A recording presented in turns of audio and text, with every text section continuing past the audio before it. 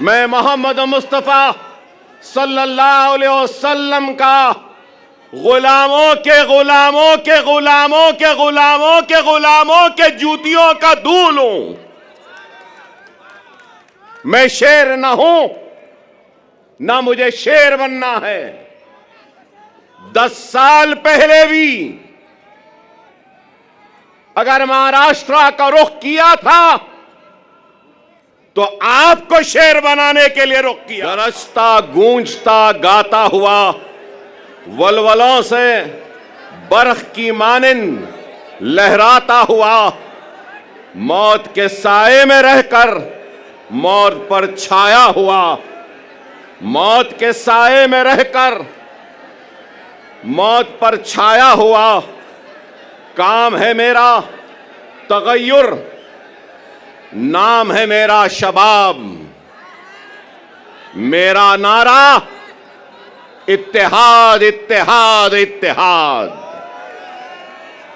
ये जोश मलियाबादी के गजल के अशार हैं और जोश साहब से माफी मांगता हूं कि इसमें मैंने कुछ तरमीम की है। और तरमीम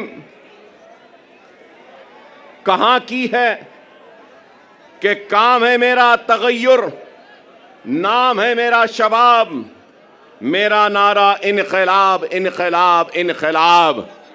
तो मैंने इसको मेरा नारा इत्तेहाद इत्तेहाद इत्तेहाद कहा है। बेशक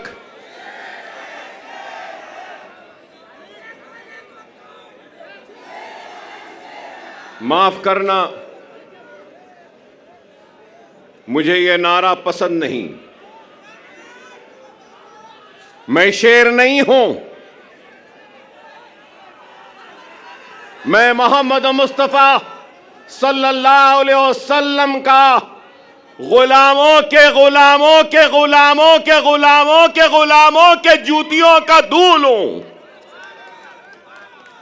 मैं शेर ना हूं, ना मुझे शेर बनना है। 10 साल पहले भी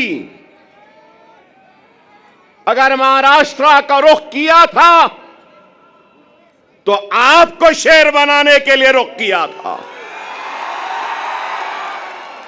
क्या शेर बनना है?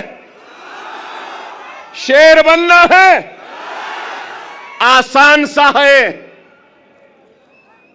नमाज के पाबंद बन जाओ, कुरान को तर्जुमे से पढ़ो, सुन्नते रसूलुल्लाह को अपने जिंदगी का हिस्सा बना लो, यतीमों के सर पर हाथ रखो, बेवाओं की मदद करो, जुल्म के खिलाफ आवाज बुलंद करो और दुनिया तुम्हें शेर कह के पुकारेगी।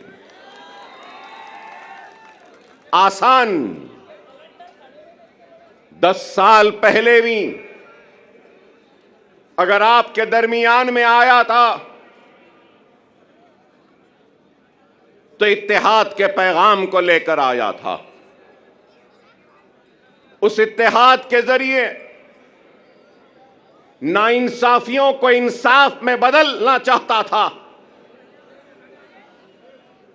हक तलफी को हक में तब्दील करना चाहता था, नाइंसाफी को इंसाफ में बदलना चाहता था और हमारे वजूद के जरिए हमको खत्म करने वालों को यह पैगाम देना चाहता था कि यह मुल्क जितना माथे पे तिलक लगाने वाले का है, सर पे पगड़ी बांधने वाले का है, उतना ही यह मुल्क चेहरे पे दाढ़ी रखने और सर पे टोपी पहनने वाले का भी है। यही पैगाम था और यही कोशिश थी जिसको लेकर हम आगे बढ़े थे। 2014 में और उस 2014 में महाराष्ट्र के 18,000 किलोमीटर का फासला मैंने अपनी गाड़ी में तय किया था। अपनी जान को हथेली में रखकर डराया गया, धमकाया गया, लेकिन न डरे न घबराए, बेखौफ होकर बेबाकी के साथ इज़ारे हक को बयान किया और सिर्फ आपसे अगर इल्तिजा की, आपसे दरखास्त की और आपसे अगर गुजारिश की तो सिर्फ और सिर्फ इत्तेहाद, इत्तेहाद और इत्तेहाद कहा। मैं ये भी याद दिलाऊं कि अकबरुद्दीन ओवैसी 10 साल पहले भी अगर आया था तो इत्तेहाद के लिए आवाज को उठाई थी, दरखास्त की थी, तो अपने इस शेरवानी के दामन को फैलाकर अपने कलमगो भाइयों के सामने एक इत्तेहाद का भिखारी बनकर अपनी शेरवानी के इस टुकड़े को आगे बढ़ाया था और यही कहा था कि ये इत्तेहाद का भिखारी आया है, तुम अपने इत्तेहाद की खैरात मेरे दामन में डाल दो।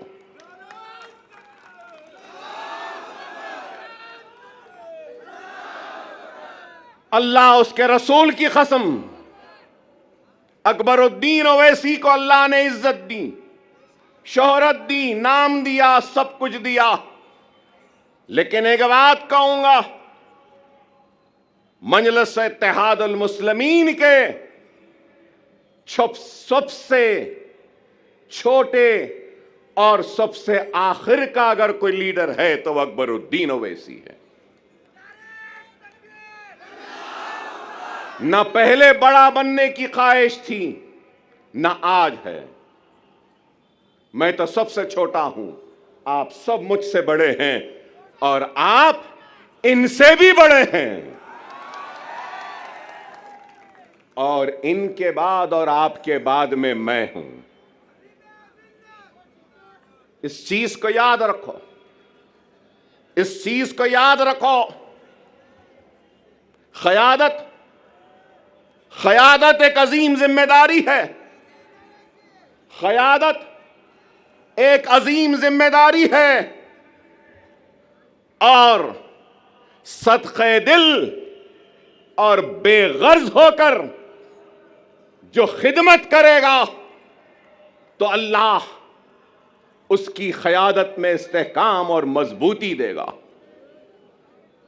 क्योंकि मुझे मेरे वालिद और सालारी मिल्लत ने मुझसे कहा, क़यादत आसान नहीं, अगर क़यादत करना है तो बेगर्ज बन जाओ, तो जब गर्ज वाले की तकलीफ का एहसास होगा, जब तुम्हारी क़यादत में गर्ज आ जाएगा तो फिर वह क़यादत मजबूत नहीं हो सकती। खुदारा इस बात को समझो, मिल्लत की फलाह व बहबूद, मिल्लत की तरक्की, मिल्लत की खुशहाली के लिए अपने जात की खुशियों की कुर्बानी देनी होगी। अगर क़यादत करने का अगर किसी को ज़ौक़ है या शौक़ है, बगैर किसी लालच, बगैर किसी मफाद से अगर कोई आगे बढ़ता है तो अल्लाह सुब्हानहू व तआला उसको कामयाबी, वो कामरानी अता करता। अगर आज मैं यहां खड़ा हूं तो लोग समझेंगे कि 10 बरस बाद अकबरुद्दीन ओवैसी यहां आया है, तो याद दिलाना चाहता हूं, 10 बरस पहले इम्तियाज जलील नहीं थे, 10 बरस पहले वारिस पठान नहीं थे, 10 बरस पहले हमारे मालेगांव के एमएलए साहब नहीं थे, मुफ्ती साहब नहीं थे, 10 बरस पहले हमारे धुलिया के एमएलए नहीं थे। अरे मैं क़यादत बनाने आया था। क़यादत बनी, महाराष्ट्र की बागोदौड़ इन जिम्मेदार हाथों के हवाले किया और इन जिम्मेदार हाथों ने इस क़यादत को आगे बढ़ाने की, ले जाने की बड़ी ही ईमानदारी के साथ, पूरे खुलूस के साथ कोशिश की बैरिस्टर असदुद्दीन ओवैसी साहब की क़यादत में। और आज 10 बरस बाद अगर आया हूं तो इस क़यादत को मजबूत करते हुए, इनको आगे बढ़ाकर इनके पीछे मजलिस के झंडे को थामने के लिए आया हूं।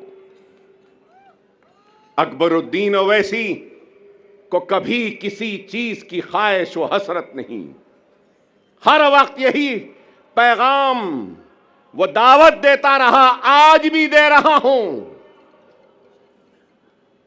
आपकी सरजमीन से आओ, काबिल नौजवानों से दरखास्त है, नेक लोगों से दरखास्त है, वकलाओं से, डॉक्टरों से, इंजीनियर से, मिल्लत का दर्द रखने वालों से इल्तिजा है, आओ, जज्बे को लेकर आओ, दियानत के साथ आओ, इखलास के साथ आओ, खुलूस के साथ आओ। मैं अपनी कुर्सी पर तुमको बिठाऊंगा और तुम्हारे कदमों के पास खुद बैठ जाऊंगा। जमाती जिंदगी में शख्सियतों की अहमियत नहीं होती, याद रखो। शख्सियतें आती रहेंगी, जाती रहेंगी, जमात कायम व दायम रहेगी। जमात की अहमियत है, अकबरुद्दीन ओवैसी की भी अहमियत नहीं है, जमात की अहमियत है और ये इत्तेहाद की अहमियत है। अगर ये इत्तेहाद है, जमात है, तो यकीन मानो हम शेर हैं। अगर ये इत्तेहाद नहीं, जमात नहीं, तो फिर कुछ भी नहीं। खुदारा समझो, आज इंतखाबात का वक्त है। इंतखाबी मैदान में कई जमातें हैं, हजारों जमातें मैं कहूंगा, और शायद मैं गलत ना हूं तो विड्रॉयल के बाद करीब 4000 से जायद उम्मीदवार अपनी किस्मत आजमा रहे हैं। 4000 से जायद